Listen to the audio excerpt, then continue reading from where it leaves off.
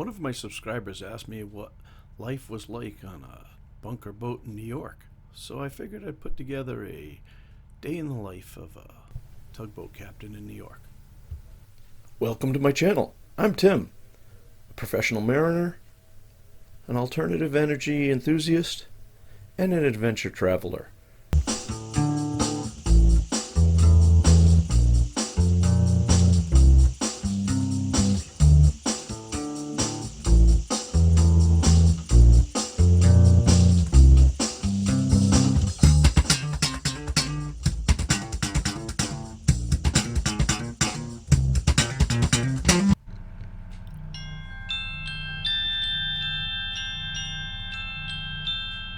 So the first thing you have to know is that the boat is split into 4 watches.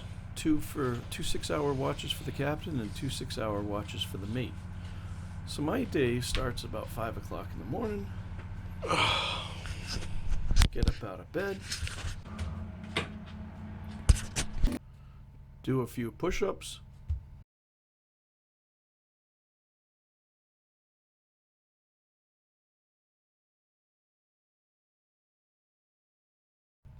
And head for the shower.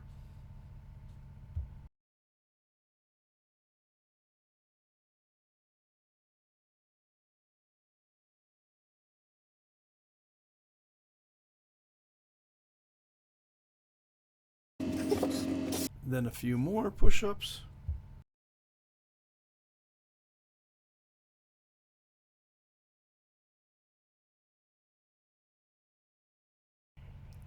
Like anyone else, gotta get dressed.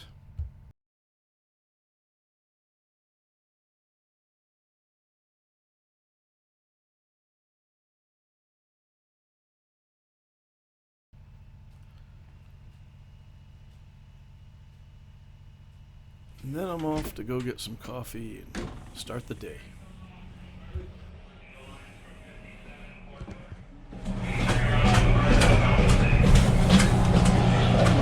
Morning, Reggie.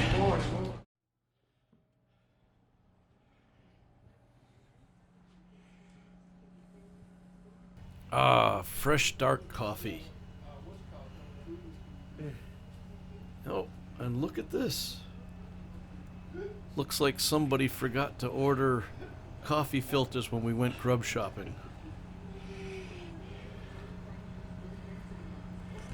My crew always makes fun of me for using Benefiber, but they're a lot younger than I am, and they don't understand how Benefiber has changed my life. I had the breakfast in the morning. Raise the brain. Then it's time to walk up to the wheelhouse and see what the day has in store. Quick check of the orders, see what's going on. It's the weekend, so I have to do payroll. Then I like to take a walk around the deck, just check everything out, make sure everything's shipshape in Bristol fashion. So the orders say we have to pick up this barge at IMT Conhook 2.5 at 7 o'clock and bring it to this ship and Mahar Terminal for 8. So it's time to turn on the steering, check everything out, turn on the lights. Then Reggie lets lines go and we get underway.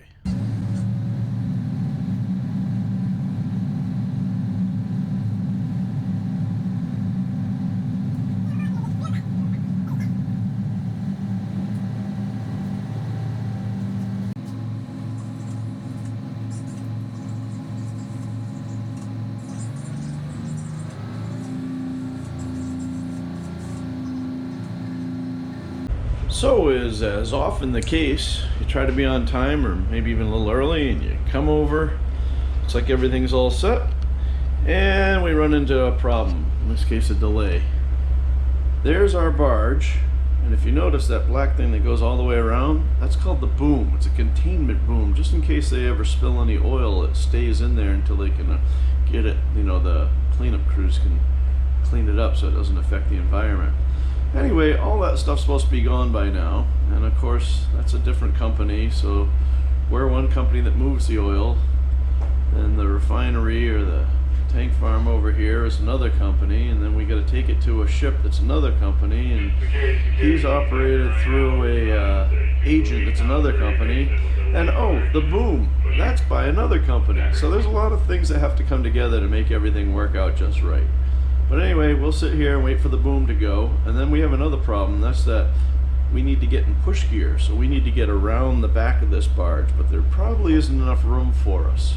So if there isn't enough room for us to fit back there, we'll get the barge, we'll slide it up the dock, tie it up again, and then get in behind it, and then get on our way. Okay, so the boom boat just showed up. See this little guy over here? He's gonna grab that boom and wrap it up, and then we'll go do our thing. We get into position to slide the barge ahead so we can get behind it.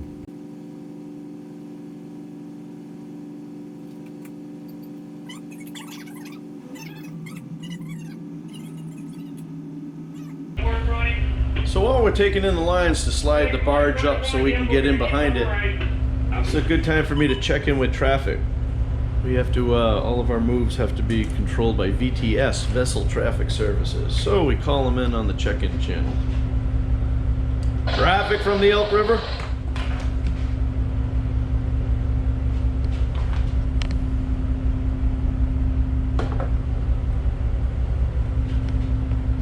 And we wait for traffic.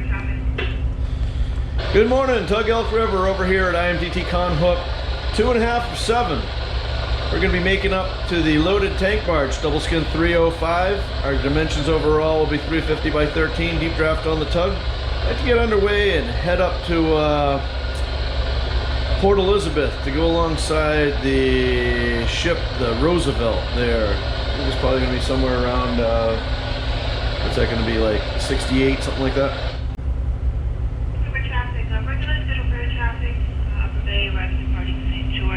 You're opposing is the Swan Sea, southbound North Bay, approaching the Teston stop, vessel is bound for sea. And the Roosevelt is currently at berth 62. How copy? Good copy on, oh, berth 62. Very good. See you on 14, underway.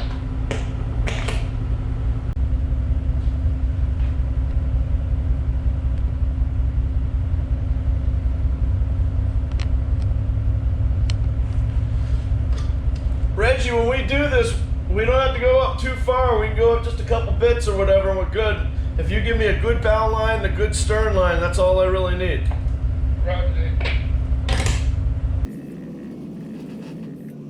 That we got the barge all moved up the dock. Time to get around and get back in the notch and get in push gear.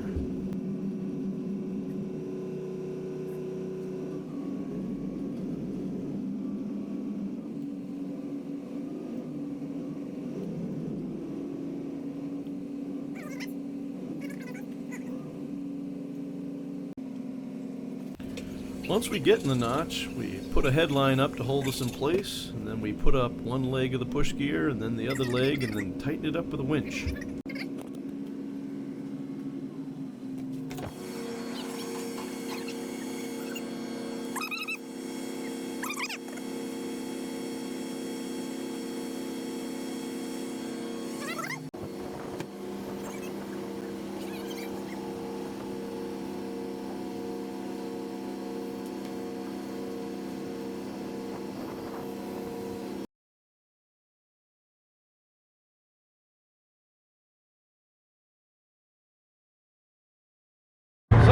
Now we're made up of push gear and we can get underway for our ship up at Port Elizabeth.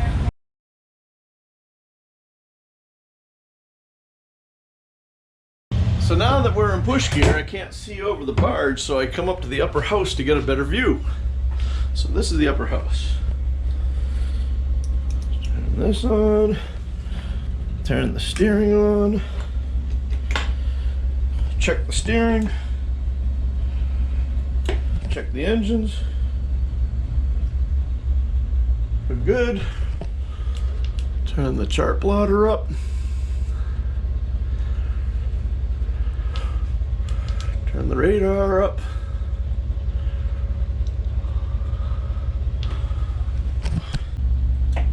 Security call, Tug Elk River, singling up lines, IMTT con hook, 2.5 to 7, loaded barge on the nose will be coming out.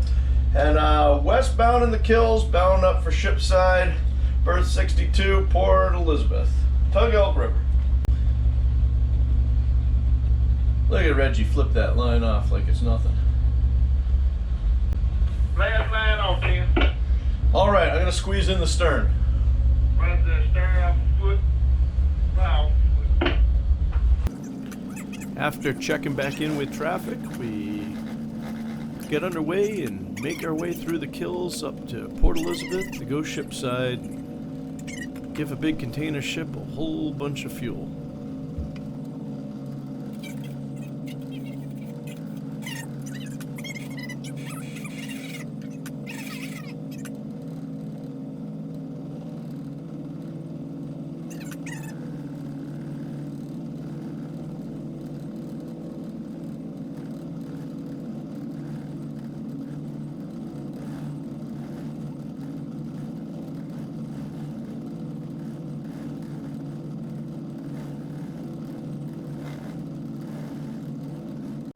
So I don't know if you can see it or not, but there's a container ship coming at me right up there.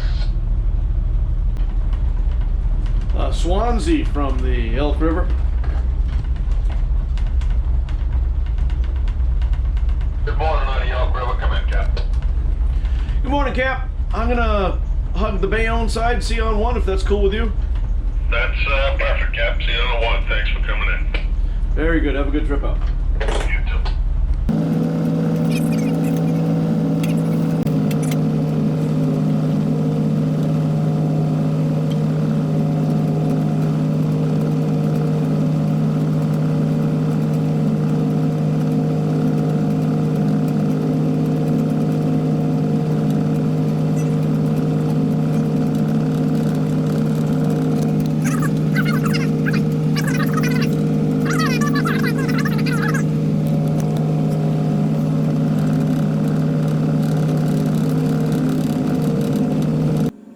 As we make our approach to this ship over here, Reggie's calling distances for me and helping me out as we try to get this bunker barge alongside the ship.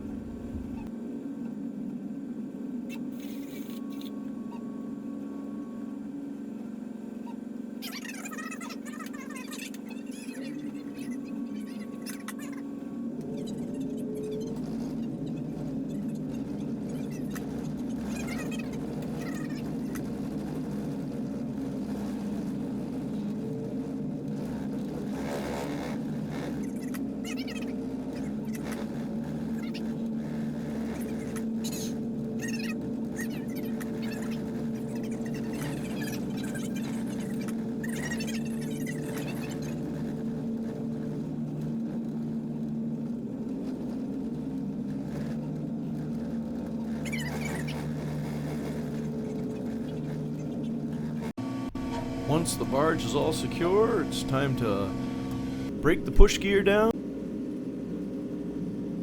Okay, the job's done. Now the best time.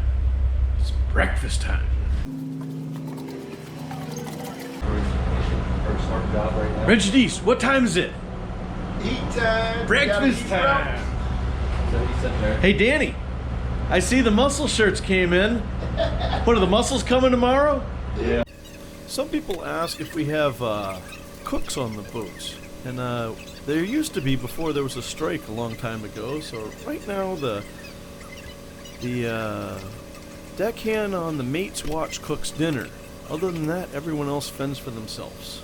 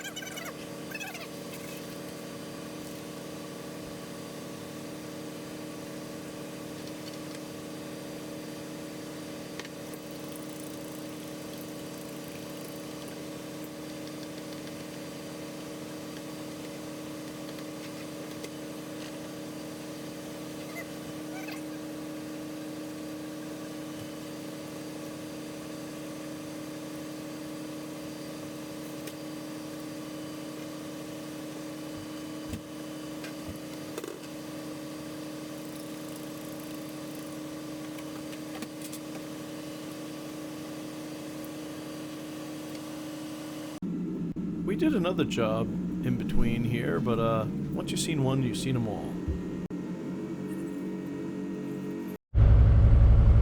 So I was getting to the end of the watch. My mate is here. He's checking the orders, seeing what's up next. He'll be taking over shortly while I go to bed. So I'm off to bed. You have the con.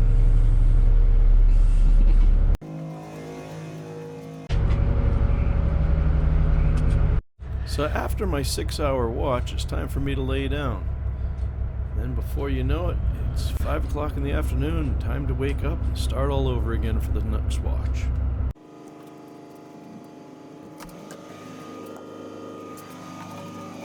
These.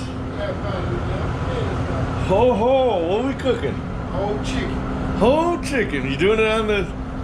They doing it on a little pot. We've got a new toy. The Ninja.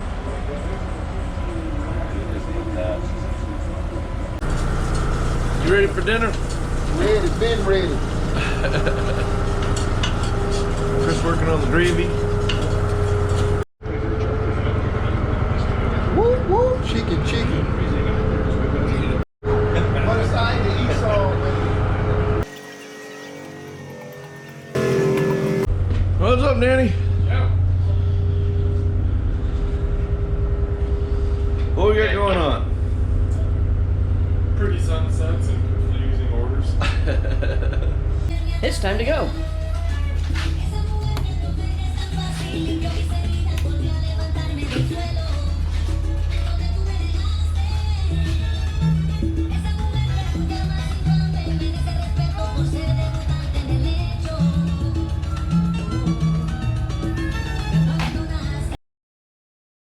Our next orders were to retrieve a barge from one ship and bring it over to one of our lay berths over in Gowanus Bay.